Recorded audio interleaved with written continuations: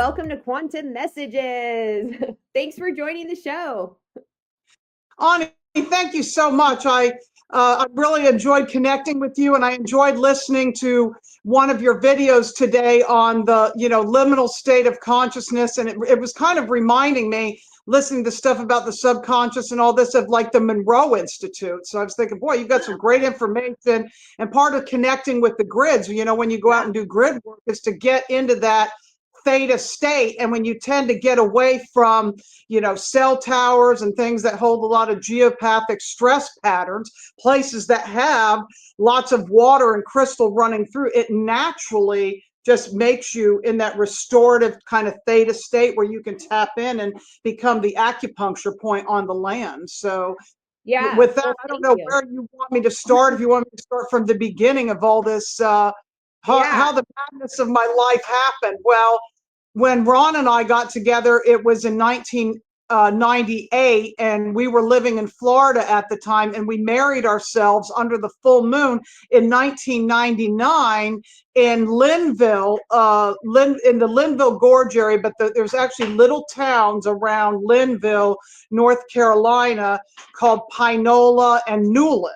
Okay, so we were just happened to be taking a walk at night under the full moon by the lake, and we said our vows to each other, and we felt like we were being witnessed by little people, little things in the ground, like these little fairy lights. There was nobody there. We didn't know what time it was, but it was after midnight, and this spirit of a being came across like this black matter template as we heard this splash and this droning sound from like these geese and ducks. It was just a very magical, surreal, liminal state type of being where consciousness, where you were like really walking between the worlds, sort of like being in the mists of Avalon, because the mists were on the water, and this spirit called itself Albion. And then as I researched Albion, I realized that, Albion is actually Great Britain. So I'm like, well, how does all this connect to Great Britain? Now, my husband's father was from, Great Britain. So, maybe back to that later. But when we moved to Georgia, we were actually living in a place called Winder, Georgia, in a state park called Fort Yargo State Park. And my husband was driving a truck. He delivered liquid gases like oxygen and nitrogen and hydrogen to different hospitals and packing centers and things like that. And after being there for like 7 or 8 months, I was just kind of like decompressing. And I had my other orange cat at the time. Her name was Soda. And if you know anything about orange tabbies, for a female orange tabby, they're very rare. They're like, it might be more common for a male, but orange female tabbies are not common at all. And she used to hike with me. And there was one day that I knew we were going to have to make changes. And I had a map. I used to love the old-fashioned Rand McNally maps. Now everything is, GPS, right? It's Waze and Google and all this stuff, and I'd be lost without it. But back then, I used to love to get out a regular Rand McNally map and just look at maps. Look at maps from different countries. I had a globe, whether you believe in a round earth, a flat earth, or whatever you believe, but how all the borders and different things touch just was fascinating. And I had a map of, I had the 4 corners out, because I'm looking at the United States, and I'm just playing with my pendulum, because I'm also a dowser, and I've even, I've been doing different, I was in a dowsing group and different things years ago. If anybody knows of Raymond Grace, that's one of the dowsers that I used to follow and go to some of his, conventions at the, the Coptic. There was the Coptic meeting. I can't think of what that was called, but he spoke. Ago? How long ago was that? Well, they stopped that because their main guy passed away. And then because of COVID, they actually quit doing them live anyway. They started doing them on Zoom. So it used to be at a place called Johnson City, Tennessee, that we used to go to. And it was a great Indian restaurant there. So Yeah, his information's great for dowsing. He's not active and out anymore, but he's probably got some books and things from the past. But anyway, on that day, when I was playing with the pendulum, I had a map of the four corners, and I actually heard like that audible sound in your head. I know you said it's like in your left ear. I kind of get it inside my head, but I hear a lot of things in the electricals. Like when there's fans going, sometimes I hear music, like high-pitched music and like singing. It sounds like angels going, la, la, la, in the electrical. It was that kind of a day because it was like a cool energy. One of these surreal days that, you know, you have certain days that are life-changing trajectories of your life that you have memory. This day was, I heard audibly, you're going to go on the road to do grid work. And I knew what grid work was, but I didn't know what that means. I'm going to go on the road to do grid work. So I was in meditation. And on that day, when I took a walk outside, I was fascinated by the man that I saw that was doing falconry. He had the glove and the whole, you know, the hawk was flying back, and you know, he was doing this whole falconry thing. And I was connecting with the hawk, the red-tailed hawk, and I was getting, oh, the bird's eye view, and I need to have a bird's eye view to do this. How am I going to do this? I said, am I supposed to go on the road and be a truck driver because then we can travel? And I got a strong yes. So I went to truck driving school, and my husband and I decided, I mean, it wasn't easy, but starting that January, we were going to go with Covenant Transport. That didn't work out because they were kind of weird, but we had a whole week just to go through their training and be based in Chattanooga, Tennessee. And when we were in Chattanooga, Tennessee, it was wintertime. So we spent a lot of time at the aquarium, and I love aquariums. So we had a great time doing that. But we decided to go to US Express, which is the red trucks. If you've ever seen their red trucks, the Freightliners and Volvos. And we went to Tunnel Hill, Georgia. And that's where we were based out of. So that's when the whole grid work thing started with the truck, where we were going everywhere. And the only state we did not make it to was Vermont.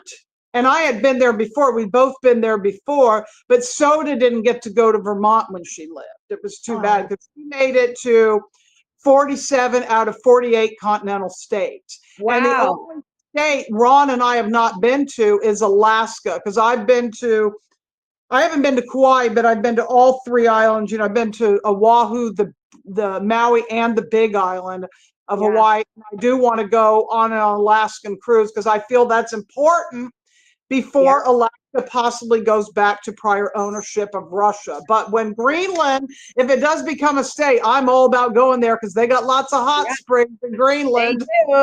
They do. They do, that's for sure. So how long ago was this that you started this truck driving? Was from 2000 to 2003. And what was interesting with that, at that time, you know, we used to listen to Art Bell. I mean, this is where Rob Khalil from Typical Skeptic and I have this connection to do with Art Bell, because he used to love to listen to Art Bell. And then later on, George Norrie would keep us awake in the middle of the night when it was like, it was XM radio. Now it's Sirius XM, but on XM that we would be listening, because sometimes they'd make you drive all hours of the night.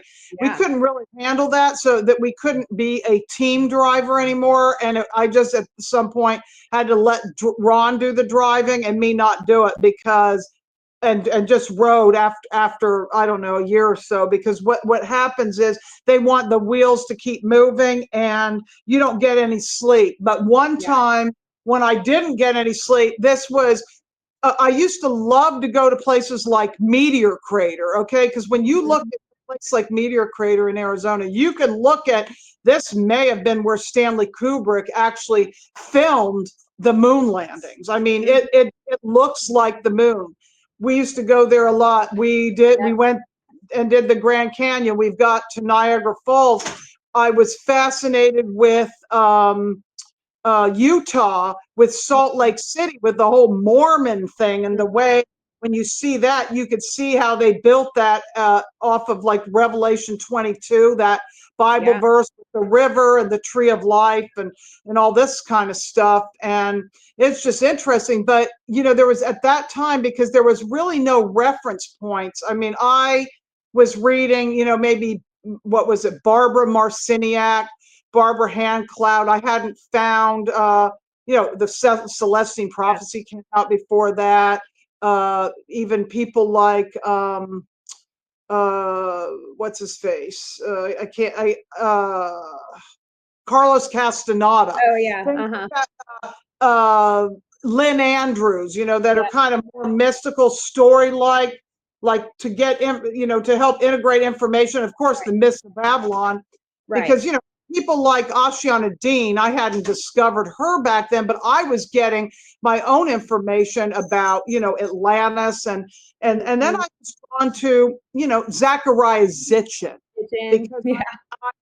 because my grandmother had those books. She had the 12th Planet and all those books, but I didn't resonate with those books as much as the one called The Lost Book of Enki, which I was actually going to drag out. I can't say 100% agree with him, because I think he was speaking more for the Anunnaki and Sumerian Council, but you have to remember his age, and I think he was bringing forth good research for the time and what he knew.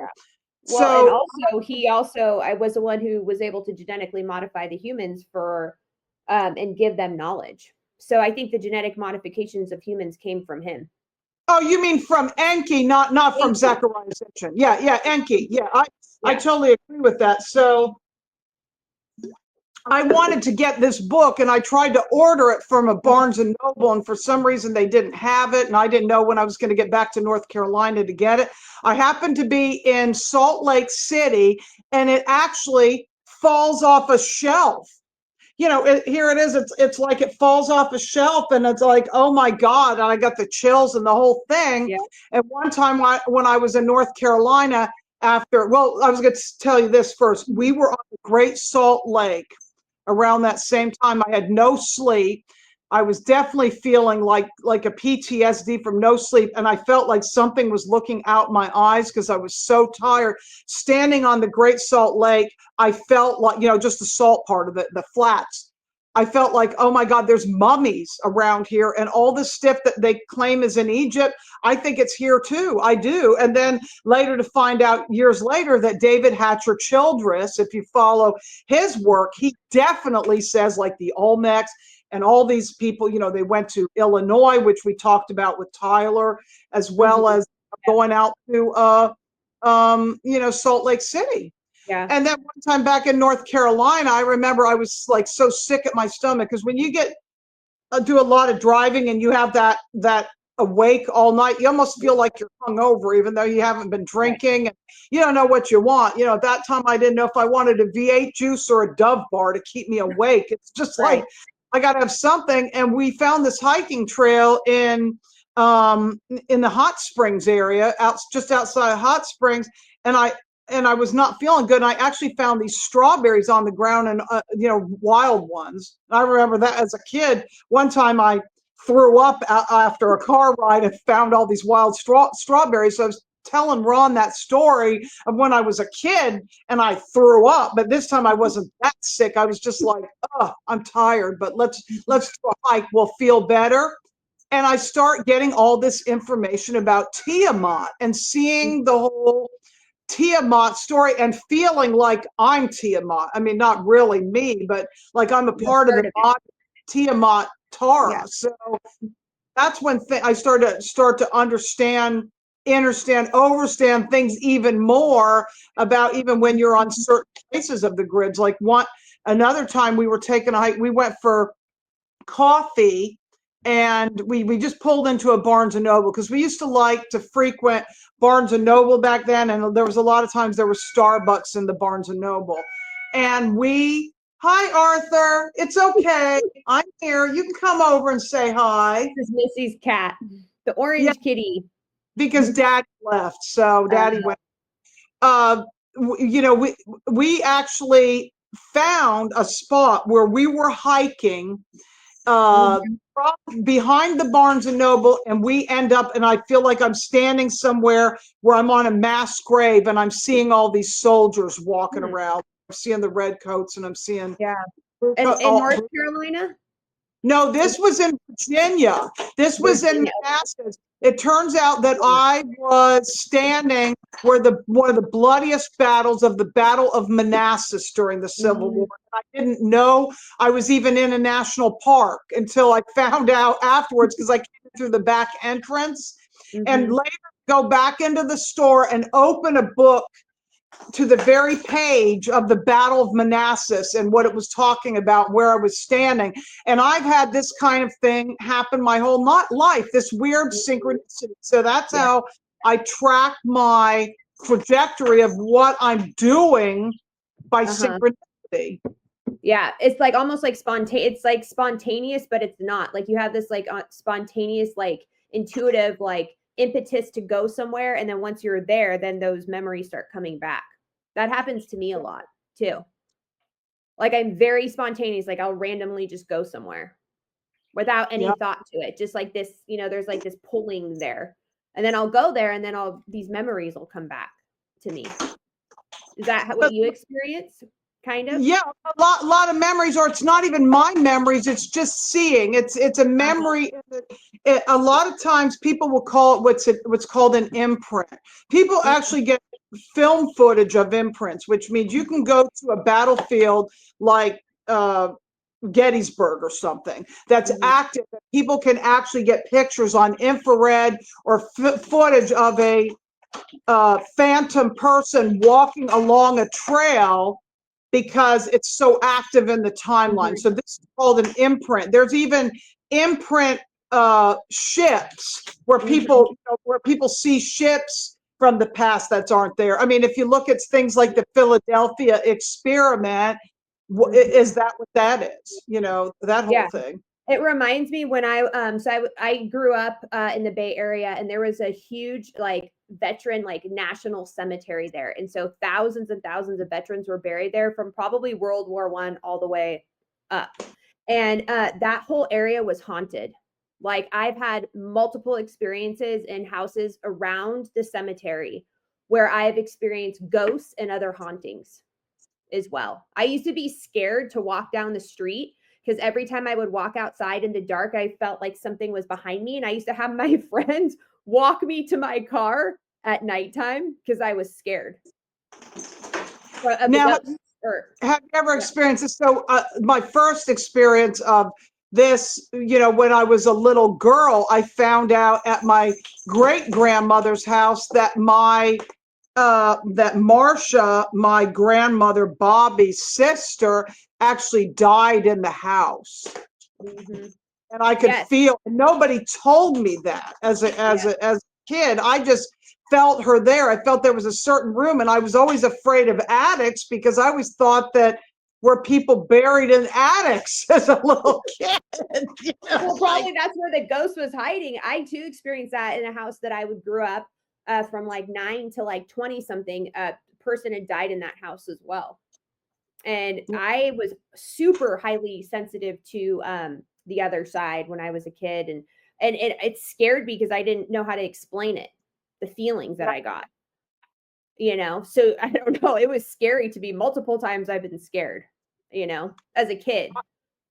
I was scared too, because I found myself, when I would be sick, if I had a fever, I'd be floating on the ceiling outside of my body. And I'm like, and then I'd snap back into my body. I'm like, why am I out of my body? What is going on? Yeah. That's what happens to those highly sensitive people, and I can't sleep on my back either. I cannot sleep on my back. I have to be on my side, because I get that feeling of, like, at times the anxiety happens, like you feel like you're going to die because you can't breathe. Yeah, can't breathe, being forced, into that sleep paralysis state. But what I've learned is that state is actually a power state. So a lot of times, like you said, that's where we get our messages when we get into that theta gamma brainwave.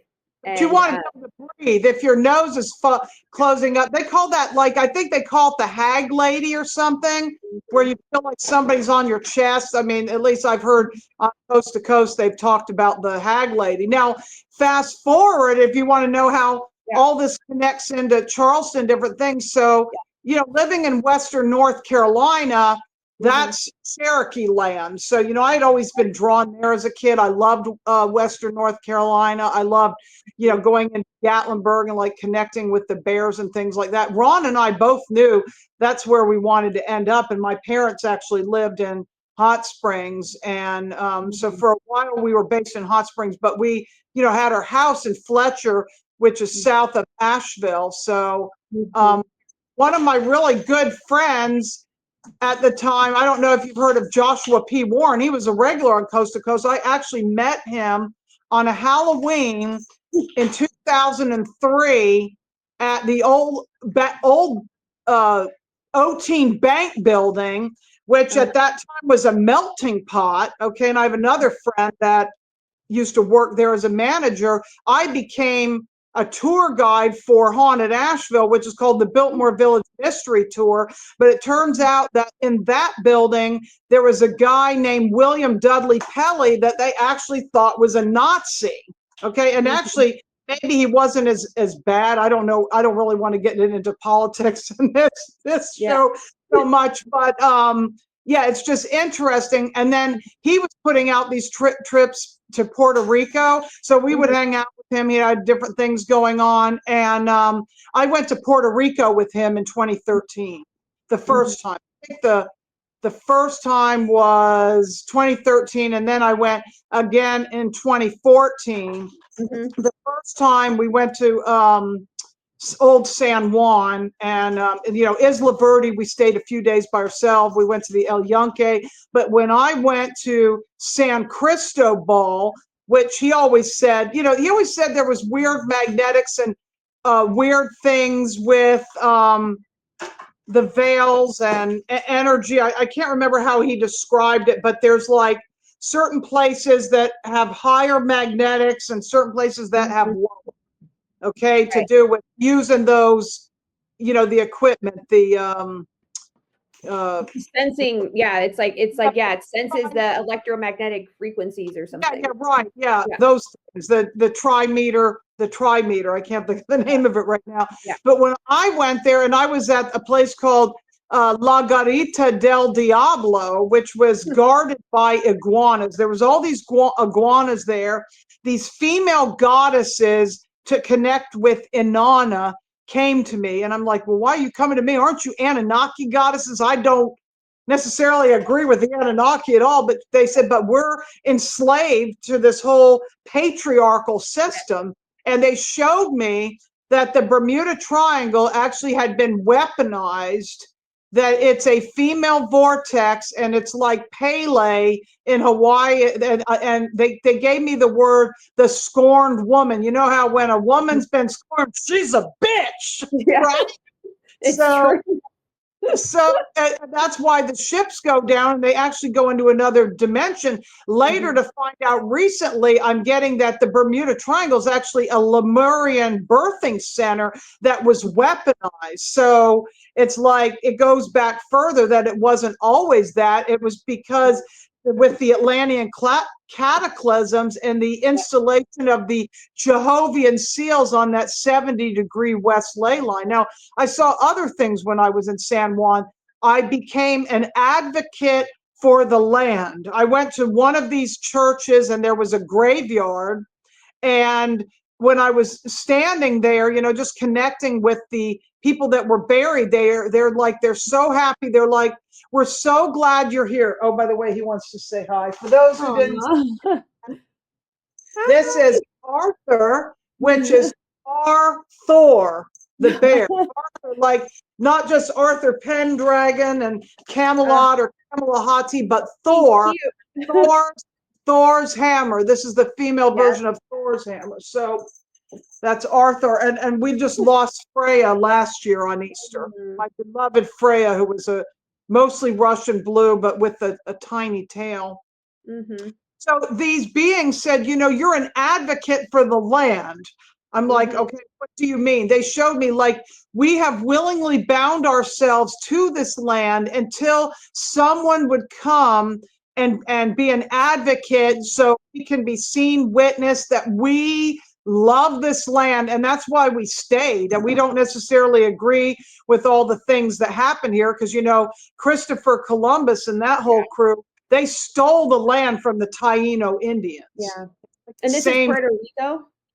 This is Puerto Rico, which still is not a state. I mean, maybe one of the things that could have happened under that last regime, maybe two good things happened under the BYEDONE regime, is that Puerto Rico would become a state, and if somebody had Tomahawk, they wouldn't have their whole savings wiped out. Maybe two good things happened under that. But anyway, so I was an advocate for the land. And then one time I went in another church that had a black and white checkerboard, and that church wanted to reclaim the men from me. It's like, they said, we want the souls of the men that are with you. And I'm like, you're not, and like bring them like into a reversal and start harvesting their energy. I'm like, no, I'm not allowing this. It turns out that Ponce de Leon's body, his remains, is on display in one of the churches in and actually he came to me years later and wanted me to help him move on, but I said, you know what, I have to think about this. I don't know if you're who you say you are, and I don't know if I can do this right now without help. I'm a person that's a grid reader, and I can do clearing, but a lot of times I go to places and I just observe.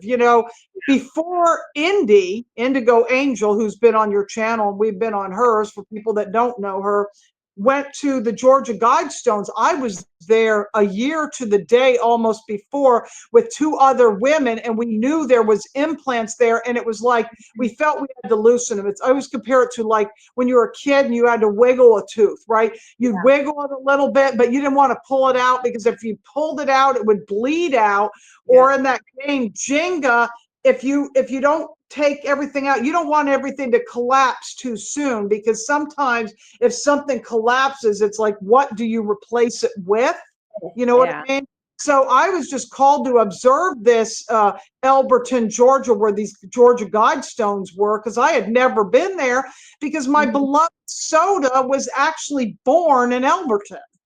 I actually happened to go to Elberton when Ron this was before we went on the road. When we were living in Fort Yargo, we would actually have to change location every 2 weeks. We lived in an RV, and we were traveling around all these different places in Georgia.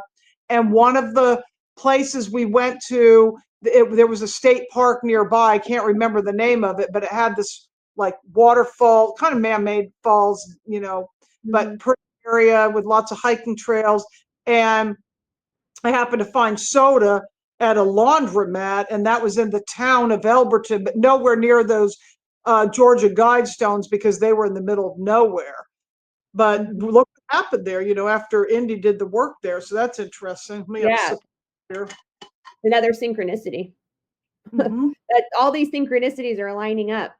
So after Puerto Rico, so you started realizing you already knew this already, but basically everywhere you go, you are connecting to the land, you're connecting to the spirits of the land, or even the beings or the people that have passed on that land and are kind of stuck. So the ghosts that are stuck on the land. It happened to me in Ireland, the same thing, because I went to Ireland. I went to Cork with my parents. I took 2 trips with them before my mother passed. Ron and I went to Ireland in 2014 and France and Spain in 2015. And we went to France, we went to Rennes-le-Château. And if you know anything about William Henry, who I also met at the Johnson City thing, he gets into the whole Rennes-le-Château, Mary Magdalene, and the Knights Templar and all that stuff. So that was important, because Cork connects with in Oceana Dean's work, which is, Voyagers 1 and 2. This is Voyagers 1 and 2. I've got my notes in here for some. Yeah. Or the Secrets of the Menti. That stuff. but now she was Keylontic Science and Azurite Press, but her work now is called Arrayus Productions because it's newer work since her whole, changes. I don't want to get into any of the drama of, these other things, but I also was in energetic synthesis community for a while, which is Lisa Renee, but that was, years ago. So, and that's where I knew about these connection points and how I had been to the Hawaiian Islands, but never Kauai. And I knew I needed to go to Mont Segur, which is where the Cathars were annihilated. So Ron and I did that hike. My parents couldn't do it. And when I went to Ireland, I went to Cork. And actually at Cork, that's also connects with the Titanic, where the Titanic it was, and my mother's had some kind of weird memories around that whole thing. Whether you think it was the Titanic, the sister ship, or whatever one went down, I know there's a whole conspiracy around that, but one of my mother's ancestors was on that ship, and her name was Halverson, and it's like she's having all this fear. My mother was always afraid of going on cruise ships. She never Do you know that the captain of the Titanic was my uncle, one of my great uncles? Oh, wow. Yeah. Interesting. I have no fear though. I have absolutely zero connection to it. But and you know what? The Biltmore, I used to be a member of the Biltmore Estate. I would go regularly. I joined the Biltmore, not for the Biltmore house. I love the house is interesting. The Vanderbilts are interesting if you know who they are, Gloria Vanderbilt and what's his face? Anderson Cooper is related. Oh yeah. Yeah. Vanderbilts and that whole thing with the pool and what's his face drawing those creepy pictures of the pool. I don't know. I'd have to look it up. Yeah, it'll come to me. Hillary's somebody. And not Chris Cornell from Soundgarden, but the guy from Lincoln Park. He is the bastard son of that guy, but I can't that you can't remember. I'll tell you later. I'm sure it's going to come in. I'm like streaming all these things at once of who these people are. Let me not even go down that rabbit hole. But so I used to be a member of the Biltmore, but the reason I brought up the Biltmore Estate is because the Vanderbilt's luggage was actually on the Titanic. Interesting. I wonder, I'll have to look deeper into these connections. But I used to be fascinated as a kid because, a relative, but I don't feel like I have any connection to it at all. Strangely enough. Well, my mother had a total meltdown there. Ireland was a great trip. There was another church graveyard I went to where I was an advocate for the land. And when we went to San Sebastian, that's in Spain, the area where the Basque country is, and people have that, certain blood type, Rh negative. They have one of these Jesus statues, like they have, like what Indy saw in Arkansas, and what they have in other countries. The Jesus that's like the lightning rod with its arms stretched out. So that was interesting. And then I started doing a lot of these spiritual cruises.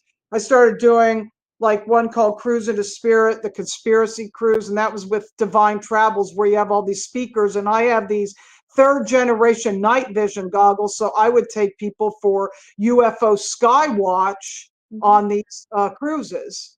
And one time when we were near Gitmo, Guantanamo, I actually saw, one lady saw these orange orbs, and I'm like, oh, that's so cool. But I'm Mother Hawk with the night vision. I can't always see exactly what people are seeing because I'm watching them use my night vision so they don't break it or destroy it. But when I come back from the restroom, because Ron was, taking care of it for me, I saw this triangle craft give birth to like 3 other craft, and I knew that was like the military stuff. So I've done that too. I mean, I've put all these tour things together, boots on the ground tours, UFO tours, up in Brown Mountain, back to the whole Linville piece where we got married. I didn't even know about the Brown Mountain lights at the time that we got married, which is actually in the Linville Gorge. And what these are is like ball lightning plasma balls. Like if you, and the mountain actually makes them because it's a cave system. So it's like a capacitor. When you have all this running water run really fast through a bed of quartz, it's got a discharge and it makes these things. And what happens is you can connect with it. It can be a battery source for interdimensional consciousness. And we have footage of this. This footage we've had has been used on the History Channel, and I was actually on William Shatner's Weird or What. I was interviewed, and recently, I guess the movie last year that I was in called I Saw the Light. That was recently came out, where he interviewed me and two other people about the Brown Mountain Lights. So that's another tour, but obviously since Helene, all my tours and everything in Western North Carolina has been put on hold because the tourism business has, taken a real dive since this has happened. It's been a horrible thing. Wow. But you don't think it's coming back? It will come back eventually, but places like Chimney Rock and Lake Lure, Ron and I actually on the 14th of September, his birthday last year, we were staying with friends in Black Mountain, and we were coming back to Edisto because his daughter was coming to visit. So as we were coming back,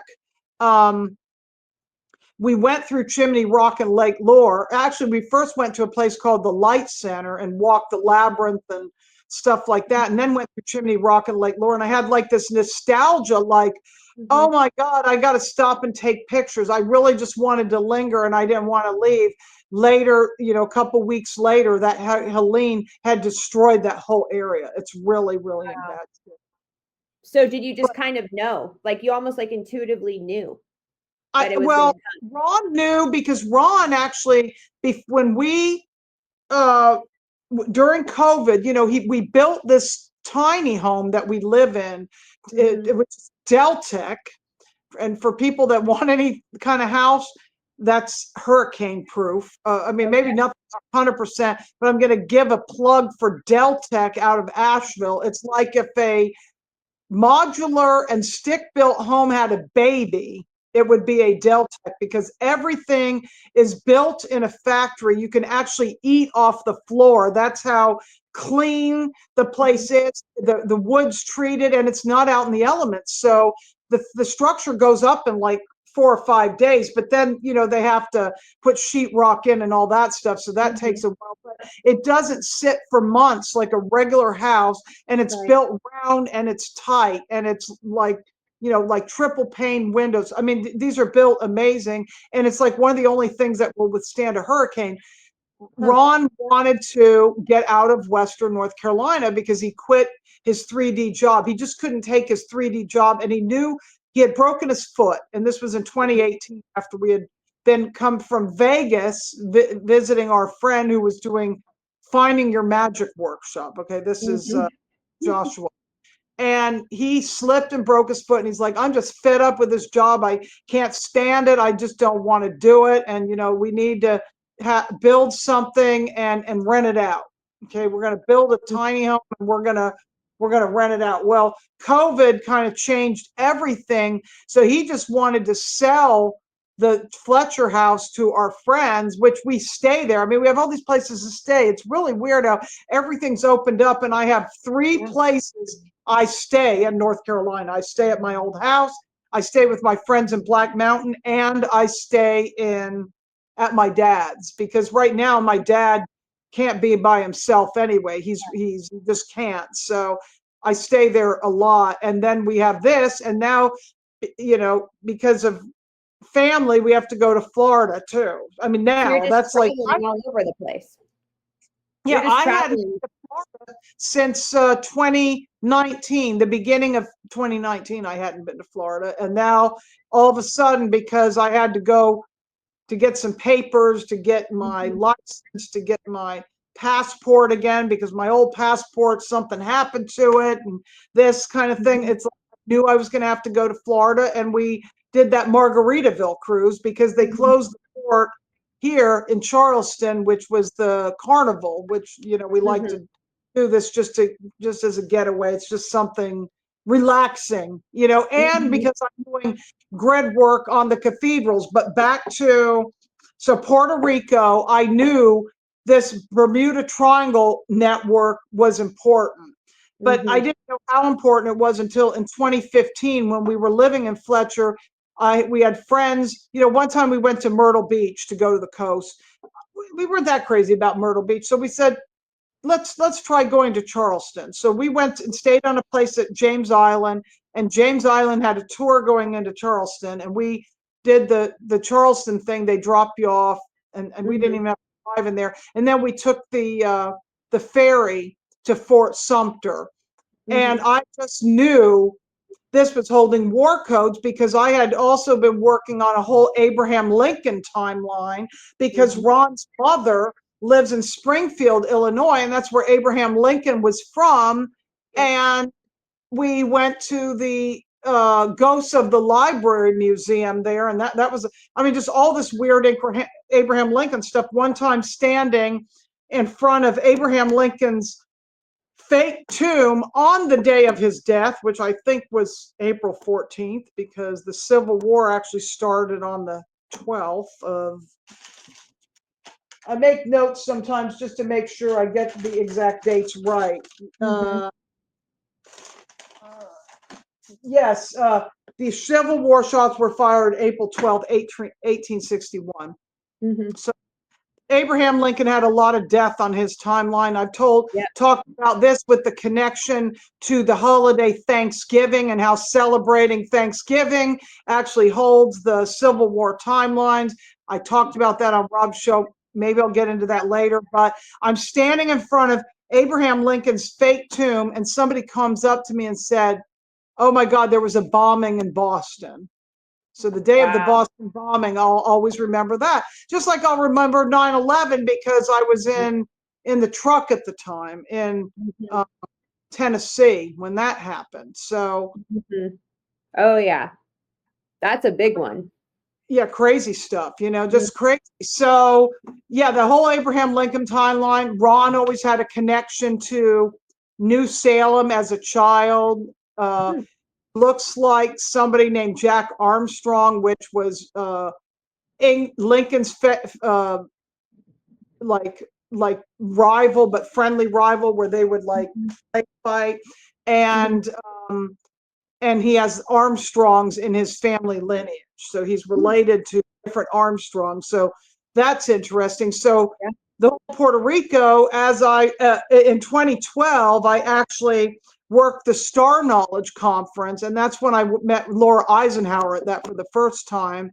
I was shown, and I wasn't really a participant in their ceremonies with Star Knowledge, but I was there because the people that I knew that were putting it on, I knew the two women that were putting it there, having the speakers come. I knew I had to partake of it because when people were getting together, I was seeing that Mount Mitchell, which is the highest point of 6,684 feet east of the Mississippi and east of the Rockies, was holding all the timeline memories of war and division, of the Cherokee removal, of war, war against masculine and feminine, black against white, rich against poor. And I didn't understand that much how. I just kind of trusted, the Eastern Continental Divide thing, and then finding out later through other people's work, like Mary Joyce, who wrote the Cherokee Little People, as well as books about underground bases, who has, skyships over cashiers, that there's underground bases there, and they do Masonic markers where Elisha Mitchell was buried and things like that. Okay. So then 2015, I saw also a connection when I went to Fort Sumter, and I felt this thing that this is a feminine vortex, even though it's artificial, because it's actually an artificial island that they put there. And I'll read you the data points on this. So this is Fort Sumter. Fort Sumter was built in 1829 as an artificial island to defend the region from naval invasion, and it was part of the 3rd Seacoast Defense. So after the first shots were fired, which was like, we want to succeed from the Union, that's what they were saying. It was Confederate stronghold for 4 years. But because it was part of the Bermuda Triangle, that's why it was a feminine vortex. Who were Now, the indigenous peoples of the land on Fort Sumter? the indigenous people of this area are the Edisto Indians.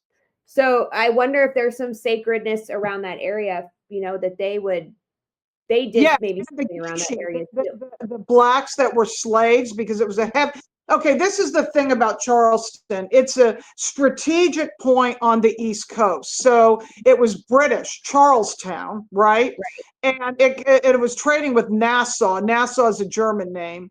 Right. Actually, if anybody ever watches the show Black Sails, which is on Netflix, even though it's got distortions with the sex and the violence and all that stuff, there is some historical accuracy, even with like Blackbeard and the trading post. I watched it for that, just to get the feeling of what it would feel like to be at the time of pirates and all that stuff. Yeah. Charleston was south of Charleston was Beaufort, which was Port Royal. That was another trading area. So this was like an area that, you know, and like I said, they set up the first liquor store there because it's one of the oldest, richest colonies in the United States. And at that time it was called the Carolinas, and the people from North Carolina, from Western North Carolina, say like the Vanderbilts, people that had lots of money, they would actually, you know, rehome themselves. They'd be snowbirds. These were your original snowbirds. They'd be living in where it was cool in the summer, and in the winter they wanted to go to where it was warmer. Yeah.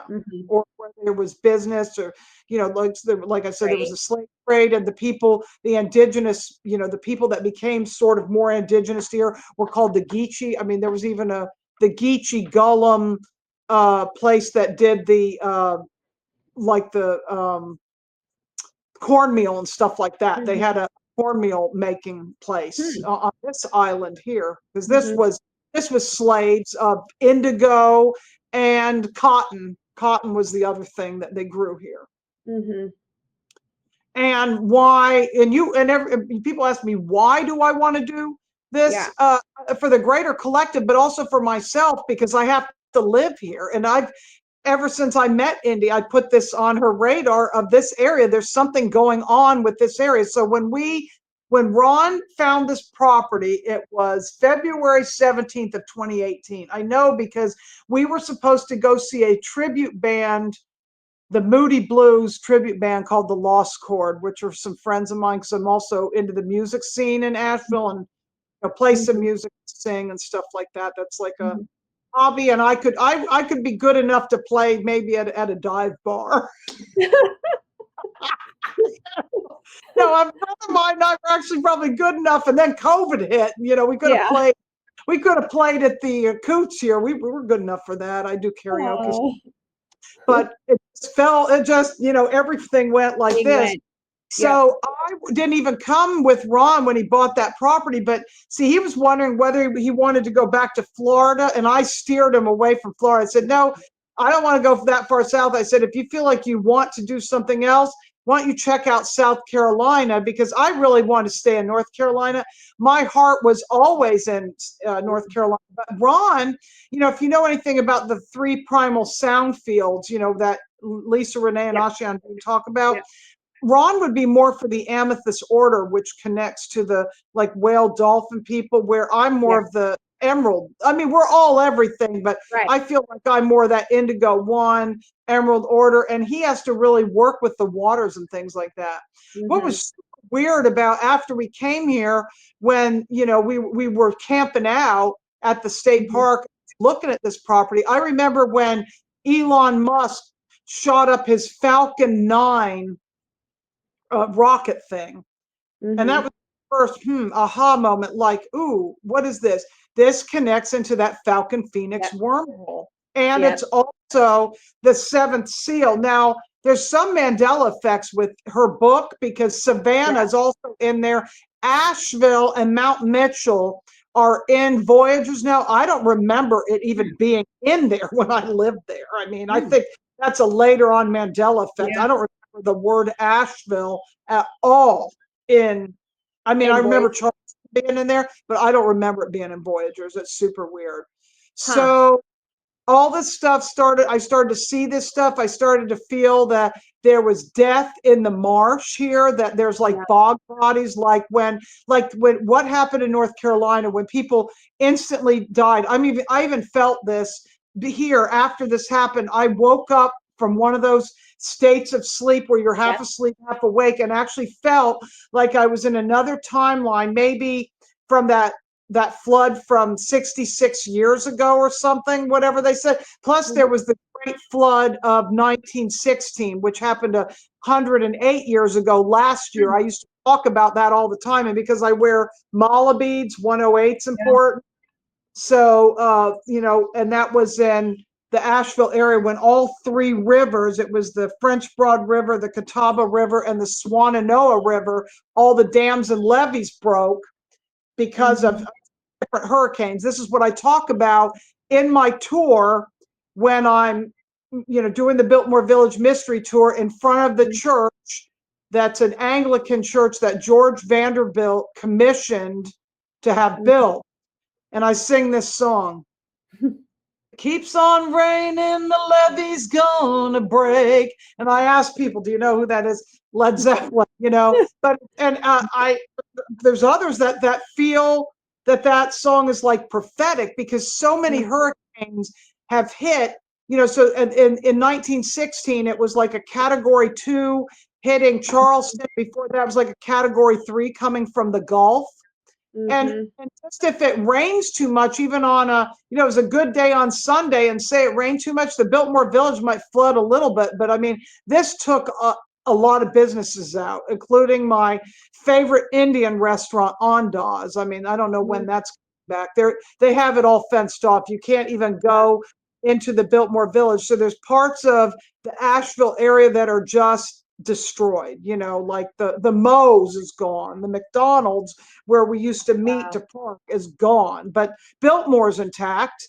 But at the time of my tour, I always used to say at least 80 people died in that area of that flood, and that flood went up to Grandfather Mountain. This was more contained in some of these other areas, but so when the people died, they died instantly. So this memory feel like I'm sitting watching TV, and all of a sudden this water hits the glass, it breaks, and it swoops me away. I used to have dreams when I was a child of being on the roof and having a helicopter rescue me. Like I was underwater somewhere. And I don't want to go through that. No, that's not anything I want to experience. So when these people died, they're just stuck in the river system. They're just completely like that museum, that traveling museum of bodies where people die and they're preserved.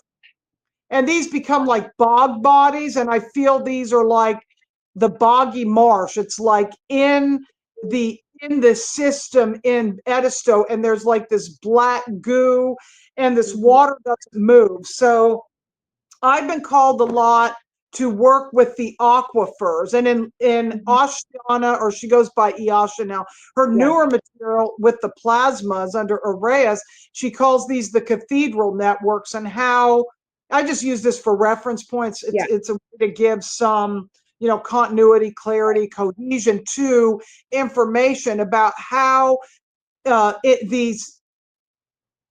matrices, the 2 become 3 become 1, the different way creation is structured. If anybody knows about the Panakai and they have all these names. The names don't matter, but the way these things open and close, and how us being in the matrix, how the eternal living light realms can somehow get into this dead light thing that we're in, this contained frequency fences of magnetic, whatever, that's made us the prison planet, of we can't get out of here. It's at a glass ceiling. We cannot get out of this state. I feel that we're this, because everything's inverted here. It's not coming from above, which we know there's the principalities and powers of the air through all the chemtrails and all the crap that's going on. It's coming deep from the underground aquifers. This is how this internal, eternal, and both of us have a fascination with hot springs, Yep. cold springs. It's coming through the water somehow, Yep. and it's not the water, even though it's mineralized. It's something extra than the water. And even people like Ponce de Leon, and the founder, fountain of youth.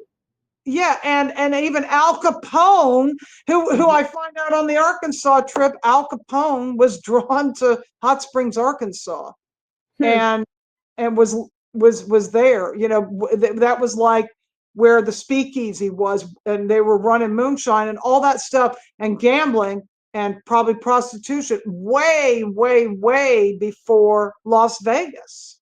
Yeah, and it's crazy. There is something about the hot springs, and they're like power spots. Like in the area that I'm living, there's like probably hundreds of springs around here. Remember, I just showed you yesterday that video, that spring literally coming out. There's a place where I hike, and it by this lake, and it's just coming out of the ground because the snowfall and it started melting. And so there's something about springs that are super powerful. It creates this piezoelectric effect. Like you said, the water intermixing with the crystals. I agree. I think so. And what it does when it mineralizes your body, because when I was in those hot springs, I mean, the crystals were powerful, but where I felt the power was more in the middle of town where the hot springs water was going in the hot springs. What's the beauty of the town of Hot Springs, Arkansas, is you can fill up the water for free, and it doesn't cost you much to go sit in those pools all day, where unfortunately in Western North Carolina, at their hot spring spa, they charge a lot to soak in it. You're limited to an hour, unless you buy like a bed and breakfast thing. And now they don't even let you fill up anymore, but I go into the bathroom and do it. Since COVID, they're like, oh, there's some bacteria in the water and we don't want anybody fill. Yeah, because they're healing.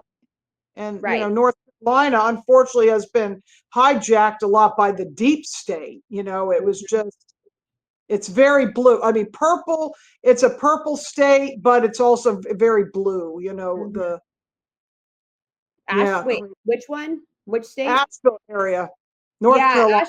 Asheville is a very unique place. So what I've been attracted to around the United States is I've lived in very alternative cities personally. Like in California, there's Sebastopol is one. If you go further south, Santa Cruz is one. And then if you go up towards where I'm at, up north, like Northern California, it's Mount Shasta. And then Ashland is another place. And all of these places have these springs. There's Asheville that has these springs. I don't know if does Asheville have the springs? I think it does. No, it's actually in Hot Springs, which is about an hour from Asheville. Okay, so it's on the Tennessee border. Okay. So yeah, it's really interesting. There's something that is where people are drawn to alternative thinking, and I'm in spirituality, like to these places. And there's only like a certain amount of these places in the United States from what I've experienced. And it was very alternative. It was the hippies, the ones that homeschooled and the ones that were into health food and all that stuff. But then they were the first to get the, this. They got that, and they went down the whole other narrative. And it's like, this is so weird that they got so mind controlled, and their default system of not thinking brings through, and fear changed it. So, Asheville just, that's why my husband wanted to leave primarily, was because of that whole thing. He's like, I'm done with the whole, the people. It's kind of good you did, because I mean, you would have experienced that horrible hurricane. Yeah, but I always thought this is the area for hurricanes, right? I mean, I could have been there anyway. If family wasn't coming up, I probably would have been at my dad's after. I would have left Black Mountain, gone back to my dad's. My dad lost power for 5 days. My old house, they lost power for about 16 days. I have a friend that has a sanctuary for animals in the Burnsville area. She lost power for a month. Wow. So are they getting help still? Are they getting any help from the government? It's much better. I've heard it's better. I mean, I haven't been following it as much. I'm going to have to probably do a trip up there sooner rather than later, but I'm working on this Charleston thing. So after that, Gridwork, and then just all the pieces. And since being here and going into Charleston and connecting with Indy and then the new regime change and everything, I'm just seeing why now, because everything's highly elevated and active. And Charleston being the seventh seal, also part of the Bermuda Triangle, that is the point. Fort Sumter is really close. Let me actually read to you. I can probably. Is this from Voyagers? This is from Voyagers. Jehovian Seal 7 is located at 70° west longitude, 33.13 north latitude off the coast of Charleston, South Carolina. If this Jehovian Seal is not a realigned to 12 code pulse, massive flooding and a Category 5 hurricane activity would plague the eastern U.S. seaboard, and most of Florida would rapidly become an underwater Atlantean theme park. And then it gets into this whole thing about the trumpets. Trump ET, the trumpet pulses from Phantom Arcturus, and Trump ET, the sound of the last Trump and the new regime change. And I just went to Atlantis. I was in Florida and it felt like Atlantis. I'm telling you. Right. And it's really, so, a lot of people are arguing now that the Ashayana Dean time, like her original, transmissions that came through have shifted. However, I'm still seeing some of them play out. They phase in and out, and I think they're here for a while and they're back. I still think some of this is going to have to play out. Maybe it's lessen the blow with the plasmas. I don't know. I mean, I feel that both things are true simultaneously, and it depends on maybe our interface with the grid and how we connect. That's why I had to go down to Florida, and I had to cure or what's Curate. the word I'm heal. I'm going to say heal, not cure. Heal my personal timelines with the Florida grids. They felt more positive to me than normal, and I didn't see one chemtrail. As long as I stayed off I-95, I was fine. The driving, I'll never feel comfortable driving there, but no chemtrails. Yeah, and I went. I've been to Florida twice. I've been to Miami twice, and I've been on a cruise. I went on the Jamrock cruise twice to Jamaica. So I've been in those waters. When I was there, it was like it was like mid to, I don't know, like 2014 or something, So it was shit. It didn't feel the same. It's not crowded like it is now. There's been like a 10% increase in population. So I personally did not feel it was as crowded. The beaches were not as crowded. And definitely, though, there was some, it's kind of like Vegas in a way on the other side to me on the beach. It's like Vegas on the beach in a way. Not as extreme, but it is like the way that the people are. So, but yeah, it was an interesting trip. I got to experience it twice.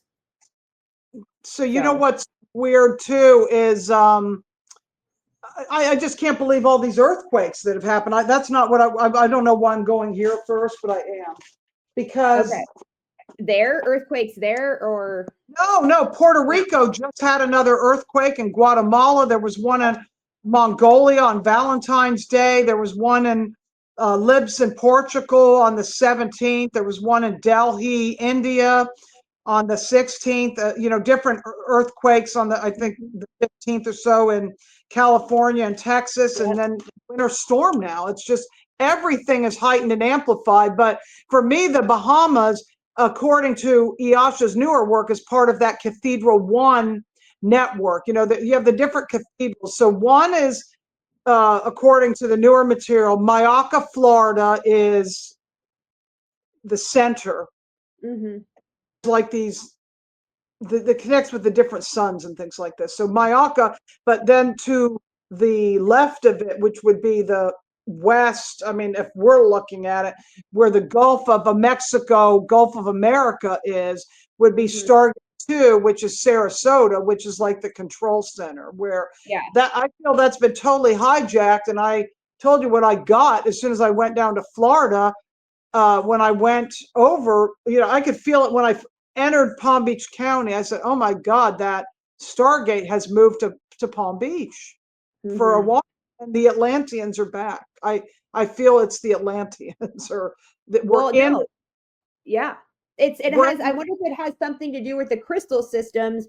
And like you said, because in South Carolina and all the Appalachian Mountains there's the lithium, but there's also crystal, there's like some crystals there, right? the crystals, a lot of the crystals. So you asked about the crystals, and I've Yeah. done crystal digs. When I dug crystals a couple of years ago, it was mainly garnets and rubies I was finding.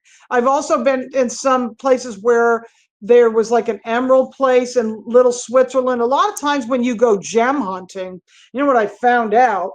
When you go gem hunting, don't rely on gem hunting. Go to a real mine, because when you go gem hunting, you're going to get crystals from somewhere else. And even if they get you're in that dirt, it's a rock from there, like say it's an emerald from North Carolina, which may not be as pretty as one from like South America. What they'll do is they won't even cut that because it's not worth it to them. They'll give you one, say, do you want to buy that? They'll say that they cut that crystal for you, but it will really actually be from Brazil or something. So It's they're like the lying. sapphires from North Carolina. They're very dark. They're not as blue. But yeah, I've mined for, I should have gotten some of my rocks out. That's for another show for me to play with rocks, except for my crystal skull Apollo, which is a hematoid. I got this out because I felt it matched my colors and it helps with grounding, because it's actually hematite and quartz makes it turn this color. And in North Carolina, we have a white quartz. And I know Robert Simmons, if you ever know who he is, he wrote the book of the book of the stones of new consciousness. And it's like a Bible for rocks and crystals. He calls one of the crystals that is like more of a white milky quartz a zezlite, because he channeled the azez. And that's all I can tell you about it, because I'd have to look back up. Interesting. I found white quartz by my house. These are small ones. It's kind of hard to see, but it's the white milky quartz. And I found a vein. So it's really fascinating. It's kind of hard to see. I have bigger ones. These are the smaller ones. But I found a vein. I was just walking with my dog by the lake, and I found a vein of quartz, and I was like, what is this? And then, I was on my knees, like looking. And so I asked the spirits of the land if I could take some. And I obviously, if I ever leave, I will return them back. And I always do that. Anything I ever take, I return back if I leave the land. But I asked the spirits of the land, and they said I could take some. So I've been holding it here, trying to meditate with them. But it's really fascinating, the topography where I am. I'm like, basically, there's the Siskiyou mountain range, and then there's the Cascade mountain range, and I'm in between both of them. I love Cascades. I remember them. I love it. Oh, it's beautiful. Beautiful. Lake Shasta. My parents swam in that Lake Shasta. We had a pontoon boat. You couldn't get me out of that water. I loved it so much. Yeah. But I've never hiked to the top of Mount Shasta. I never did that. Just Lake Shasta. Yeah. So it's fascinating how, and just going back to the whole crystal thing, I forgot where I was going to get to this, but definitely there has something to do with these Stargate type energy with these crystals and water formation, creating this piezoelectric effect so that, star beings can come, it's like a portals, where we can go back and forth. Right. And sometimes I'm actually called to bring sand, like sand back from the Bahamas or sand from different places, and bring it other places, and bring rocks from one place to another. I'm like, do you guys want to go somewhere else? And I get that they have to move around because it's like connecting those grids for whatever reason. Because North Carolina, there's actually a trail called the Mountains to Sea Trail, which is similar to the Appalachian Trail. And like I said, the Carolinas were connected. I could almost see in another timeline like these giant beings, like in a time of Titans or something even greater, Hyperboreans, maybe Polarians, but we were more plasma beings where they could just walk and it wouldn't take that long. Like now to go to Western North Carolina from where I am, it takes about 4.5 hours by car to go to my old house. To go to the hot springs area, it takes about 5.5 hours. And But so are you close to Charleston right now? How are you, like an hour I'm an away or? hour from Charleston. Okay. Yeah, Okay. but topographically, it's so different going because I'm in a place what's called the Low Country, and this is a maritime forest. So it's a lot of pines, it's live oaks, and yeah, there's magnolias and different things. Some of the magnolias at the Biltmore were actually brought, from the Low Country to places like the Biltmore Estate. So some of those same trees will thrive. We do have some maples. We don't have many, so we don't get much change. But as you know, recently we had snow. We had 2 inches of ice and almost 2 inches of snow, and it stuck around for a whole week. Yeah, I that's loved weird. it. It is weird. And also in this area too, we got snowed in for 6 days.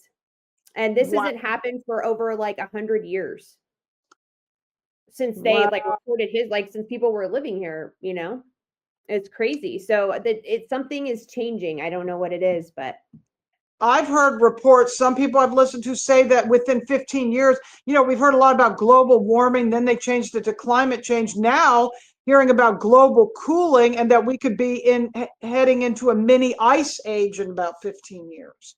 yeah, and that's actually what I've been saying for a very long time. As the ice on the poles melt, like that was stabilizing. It was stabilizing the planet. It was also stabilizing, the poles basically, and the energy that's around the planet.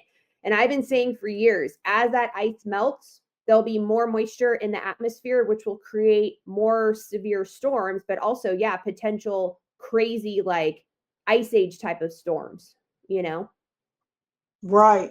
And because I just recently heard somebody talking about Planet X and Nemesis and all this stuff with Nibiru, which is wormwood. And that was the other thing that was in here that I found something about wormwood. So, the Guardians supposedly say we're not going to experience pole shift. I mean, we've heard them say, no, you're not going to experience pole shift, but I don't know if that's true. I mean, maybe it doesn't have to be severe. I mean, this Marshall Masters that was on, I can't find it right now. This Marshall Masters that was on Coast to Coast said there could be 1,000-foot wave on the East Coast. I'm like, not on my watch. If I can stop that, I'm going to stop it. I don't want anything to do that. I mean, if you think about the pole, if there was a pole shift, it would create massive, crazy, probably tsunamis and earthquakes and volcanoes erupting.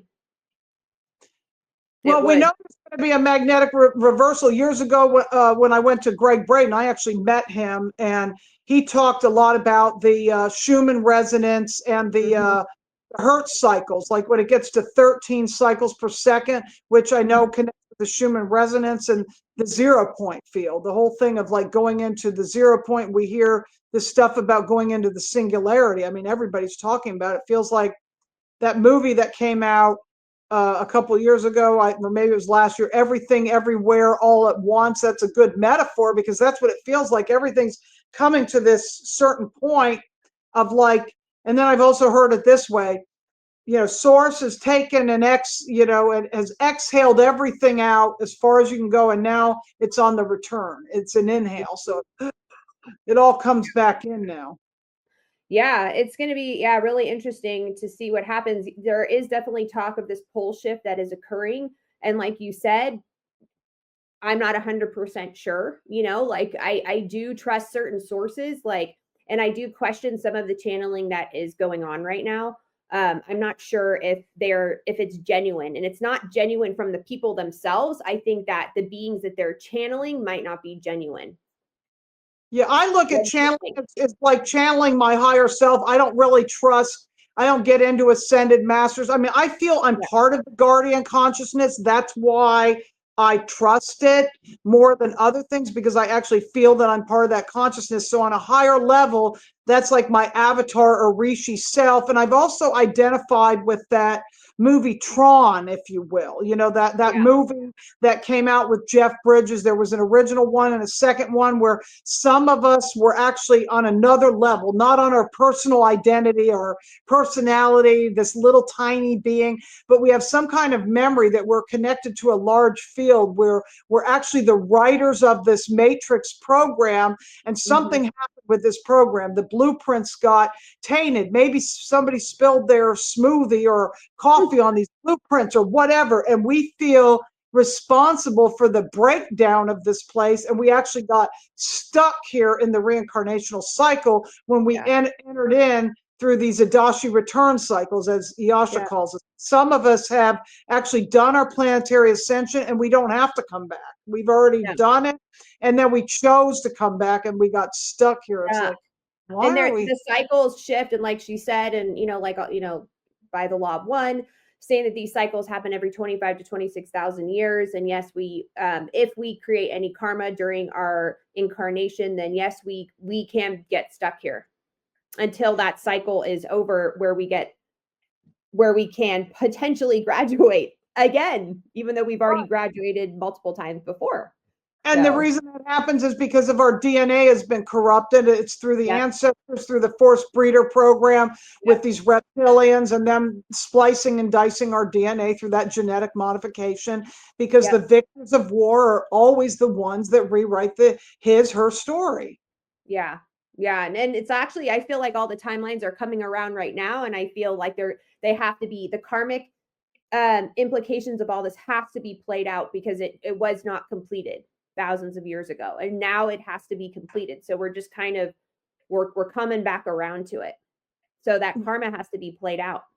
You know what's another interesting note? Mount Mitchell, I brought up, as I did grid work there for years, was untouched from Hurricane Helene. I went there 6 times last year. Mainly the reason I went there is because Asheville area was so hot, it was 20 degrees cooler up in Mount Mitchell. And when I noticed when I was up there,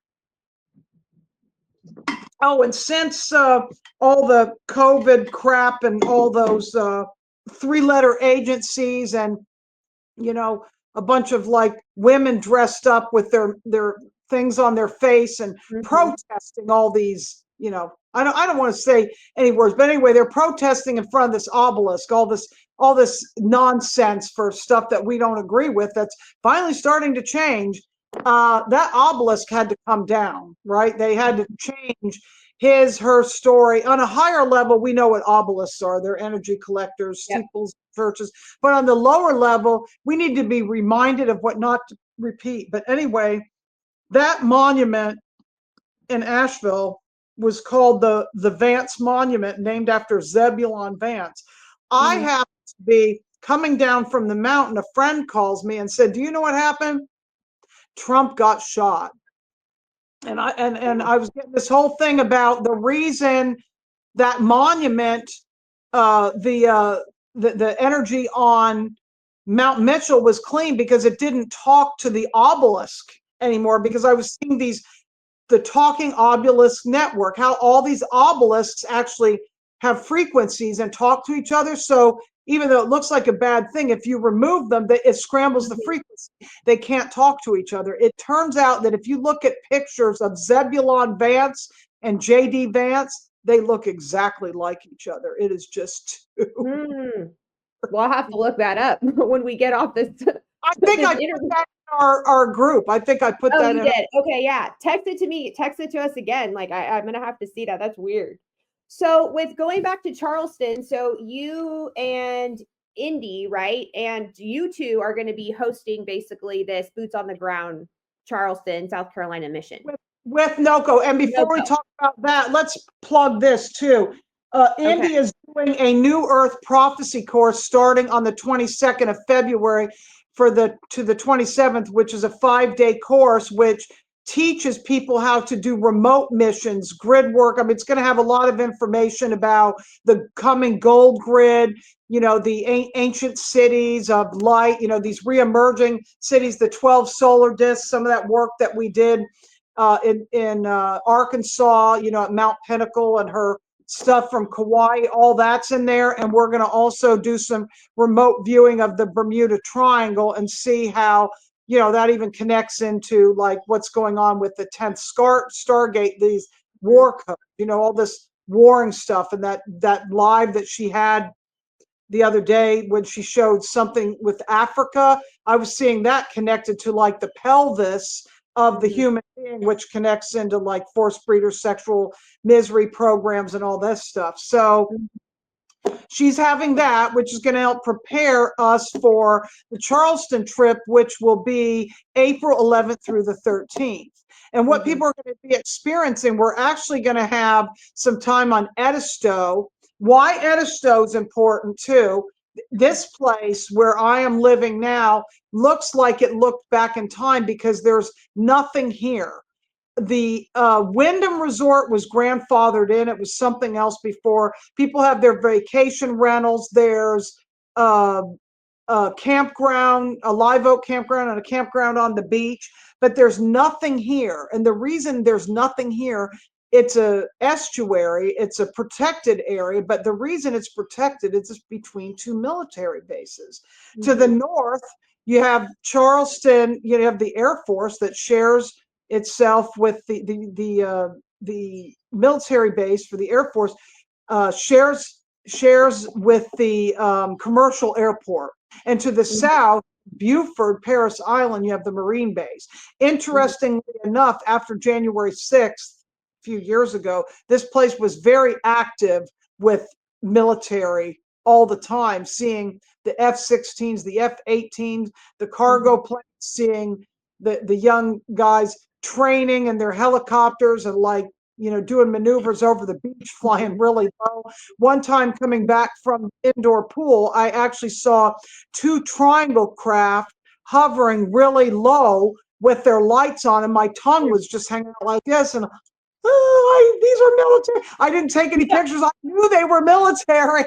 Yeah, that's good, because that's what Dr. Greer is talking about all the time. People are getting completely confused and they're getting manipulated because they can't tell the difference between military craft and actual extraterrestrial craft.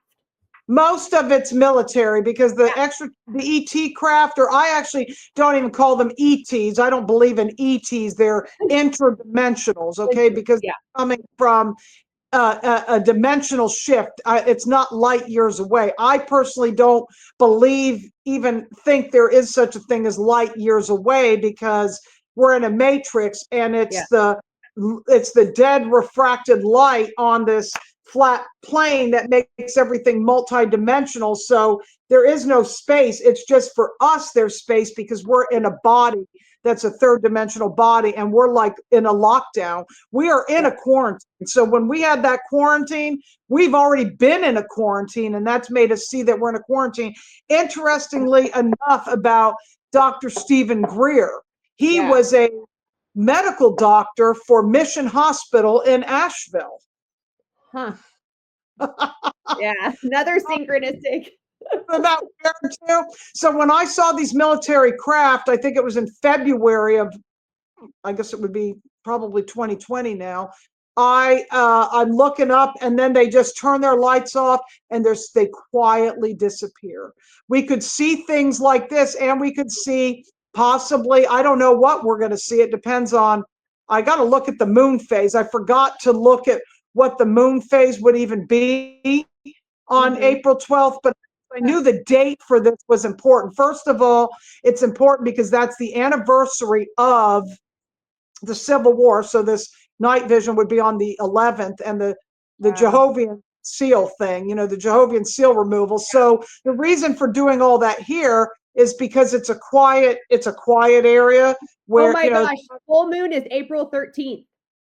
Oh, that's not good for night vision. It needs to be a new moon. That's not great. You're doing April 11th. What are the dates again? April 11th through the 13th. The 12th being the day that we're going to go to Fort Sumter, and we're going to go to the Provost Dungeon. What's important about that is you have signers of the Declaration. They signed important documents at the Provost, and in the dungeon you had certain officials that were even locked up there. Possibly Blackbeard was locked up there. Okay. There's St. Michael's Church. I know that was a church that George Washington attended. There's the first liquor store on Rainbow Road. Why that's important. First liquor store in that when liquor became legal in the United States, not just for clearing addiction. She never mentions the word addiction in certain companies. I was going to make everything into a song, but it's the algorithm. It's not just alcohol, the spirit of Al Ghul, and drugs. It's the algorithm. It's the addiction to tech that needs to be cleared as we're approaching this singularity. And Rainbow Row, I feel, because of the way all this stuff is installed and converges with this 70-degree west ley line, seventh seal, 666 wormhole, Falcon Phoenix wormhole, all this stuff. It's holding the transhuman agenda, this Rainbow Row, because the rainbow, the reverse rainbow is like the root chakras up here, right? Everything's reversed, everything's upside down, and sexuality's confused. And I've been saying this for years before it was even popular. The reason they want to confuse the sexuality and have gender, all this gender reassignment, all this nonsense, is because people are more likely to accept transhumanism if they don't know what they truly are, what they really identify as, which is what you were born as, is really. Well, we really are going down that timeline. I mean, and we're going to talk about it on Tuesday night with Indy. Yeah. Which will be a surprise for everyone. When I went to West Palm and I had to go to the fair, I didn't necessarily want to go to the fair, but family wanted to go to the fair. There was kids that wanted to go. So we went, and the whole theme was an AI theme, like the Neuralink, just all this. And they made it in the sand. It's like they made a sculpture in the sand, and then they put all this LED light, flashing light stuff on it. And I'm thinking, oh, isn't this interesting? The sand, the Silicon Valley sand, and the AI stuff, just crazy. So symbolic. And I got to see Air Force One on the way there, and I even had to take a drive by Mar-a-Lago. I just had to go see it. Couldn't get in, but you could drive by. Right. I just had to feel it. It was just like a calling. Was it Mar-a-Lago though? It was like it's just a resort. Isn't it a resort? Yeah, it is. Okay. But a resort that you can't go to anymore. You can drive by, but no, I think if you, I don't think he's the only one that lives in Mar-a-Lago. I think it's like if you have a reason to go there, you can go there, but you have to have a reason. You can't just go. And I think having all those cones and all that set up, that may be a decoy when he's there, not there. I'm not sure. I mean, I just had to go by and just, go by Palm Beach and see what it felt like, but I could feel the whole thing actually getting into Palm Beach County. It's like it's all encompassing, Yeah. Well, Missy, no, it's crazy. It's like never ending. I feel like it's like never ending, like Gridwork, Yeah. So if people want to, more about this, they can email me, and you can put in the show notes my code for them to sign up, probably for both things if they want to do that Gridwork, and they want to do the, I don't know, do you have live people that have any questions for me or anything? Nobody's on live. This is just recording right now. But if any questions do come up, we can do another show if questions come up in the comments and stuff. But it would be kind of cool to do a live show, actually. Yeah. We should.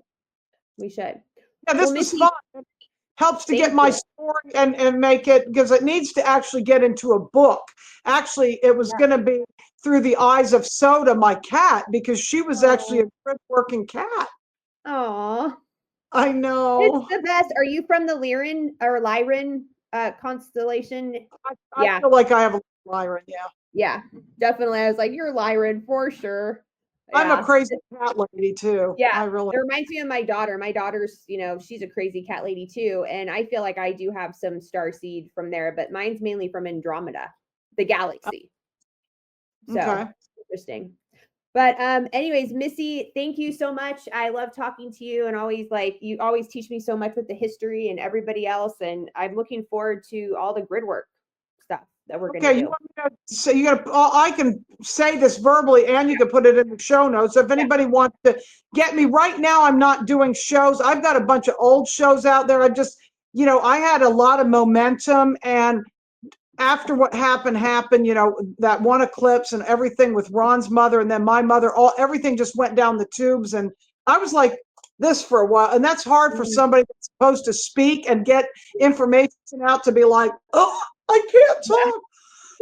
But now I'm full speed ahead, but not with the tech part of it. That's the problem. Yeah. For me, I am not much into the technology of stuff. So I've got my old channel, which has my night vision on it. So you can look for Night Vision X on YouTube, or I don't know. Maybe I think the best way to find my shows is just Google my name. You can Google my name, Missy Hill, and you can Google Galactic Earth Fusion, because my old shows used to be on Blog Talk Radio. I mean, I even interviewed Lisa Renee and people like Peter Moon and a lot of people that have passed, like, Timothy Green Beckley. There's a lot of people that aren't even around anymore that I got to interview, and Franco Di Nicola. But now, I've been now with you, Indy, Rob. I'm on X, but nobody's doing anything with my X. So please go there and just subscribe to. I'm on Facebook for mutual friends. I don't know the address. I'm on Instagram. My email is Hill, Hill, Night, Nite, Vision, Vision, at gmail.com. hillnightvision@gmail.com. All right. And I will put all of that in the description. And it was so great to talk to you, Missy. And I always enjoy our conversations. Thank you. This was fun. This is a lot of fun. Thank you for having me on. I appreciate it. Okay. Namaste. Love you guys. Love you.